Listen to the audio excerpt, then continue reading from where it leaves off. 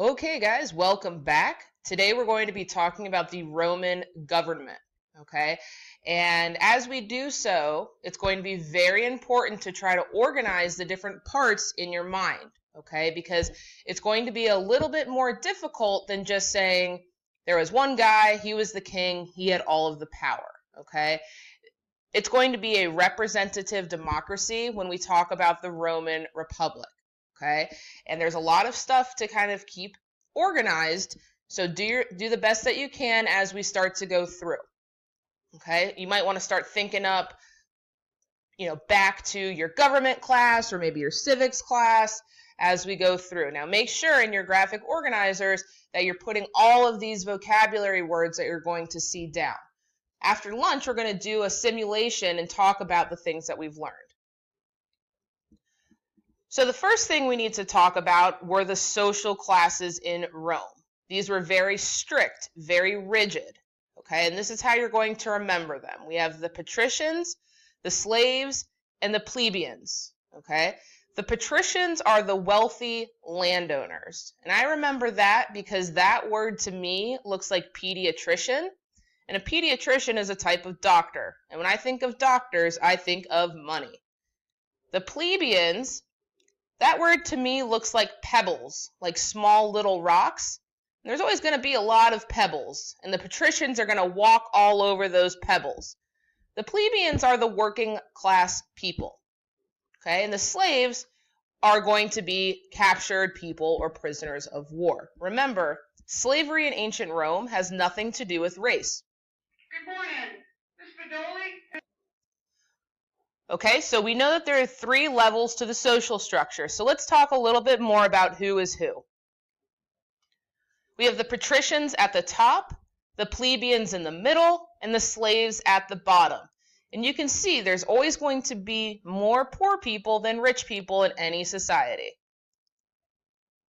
So for the slaves, up to 1/3 of the population were slaves, 1 out of every 3 people.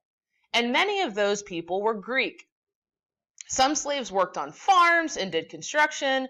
Some slaves were soldiers. Some slaves were educated and worked in homes. Because remember, these are captured people. So maybe you were a doctor and the Romans took over and now you're a slave. Okay, you weren't born into slavery, so you could have very educated people as slaves.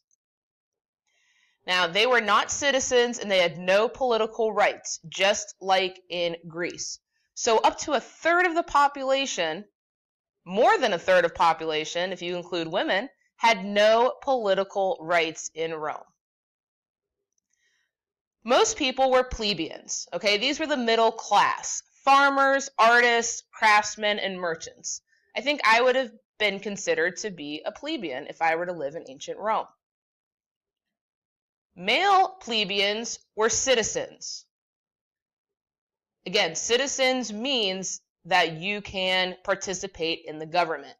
The men could vote, but they did not have a lot of political power, and they were not very happy.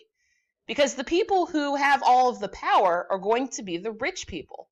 And rich people, their interests are going to be different than poor people. The patricians were the rich landowner. They were the ruling class, and these are the people with all of the political power.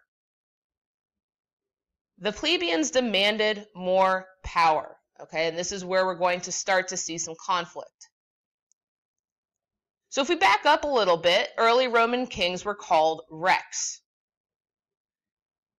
And then in 509 BC, right, the Romans get rid of a bad king and they establish a republic. And we're going to talk about what that means, but the first thing I want to do is try to organize how to remember Roman Republic and what that means.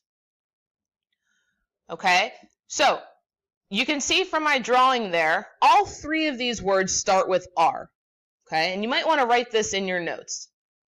Okay, so we have Rome, Republic, representatives. Now, if you can remember the 3 R's, it's easy to remember that the first 3 letters of Republic are also the first 3 letters of representatives. So what is a republic? This means citizens vote for representatives to lead them and make decisions.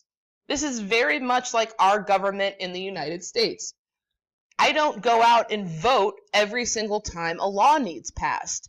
Instead, I vote once or twice a year for a representative to do that for me. And after lunch, we're going to try to do that in class. Now, if you remember, Greece had the first direct democracy. We know about that. You go up and vote, whoever has the most votes wins. But Rome had the first representative republic. Okay, so you're going to see your 3 R's and the representative and the republic.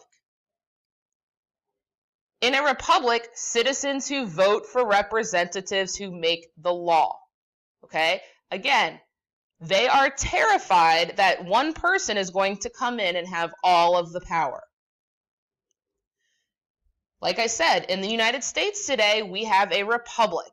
Americans vote for senators and representatives, people to speak on your behalf.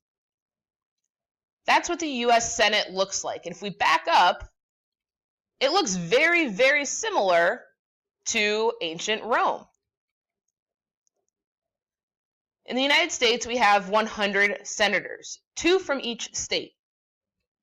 In the Roman Republic, there were 300 senators. And you were elected for life. There was no no limit to your term. Patricians could be senators. They were the only people that could be senators.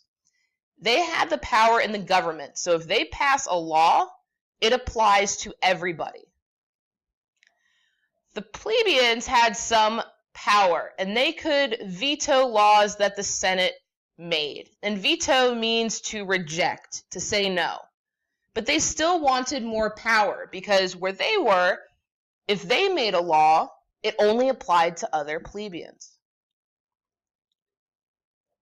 Okay, so we're going to talk about this. We're going to change gears just for a second. Okay, so we had 2 consuls, and these are the leaders of the Roman Republic. They led the army and the government, and they were only elected for 1 year. And in fact, if you got elected, you can't run for office again for 10 more years, because again, they are terrified of one person making all of the decisions. And we have the Roman laws, right? These were called the 12 tables. And as you can see in the picture, these are the laws posted around the city. Today, we use these ideas from the Romans, right? You are innocent until proven guilty. You have the right to a trial. Now, do you remember the other codes of law we talked about?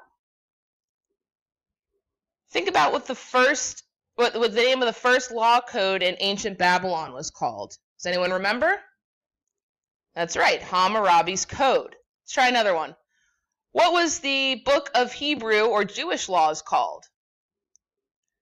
The Torah, featuring the 10 Commandments. Okay, so just like you need to know those, you need to know that the 12 tables come from Rome. Please, please, please write that down. All right, so let's change gears back to the Republic government. Now, in times of crisis, the Roman citizens sometimes gave power to a tyrant. A tyrant is a single person with absolute power. A dictator. This is going to be a new word for us. Okay.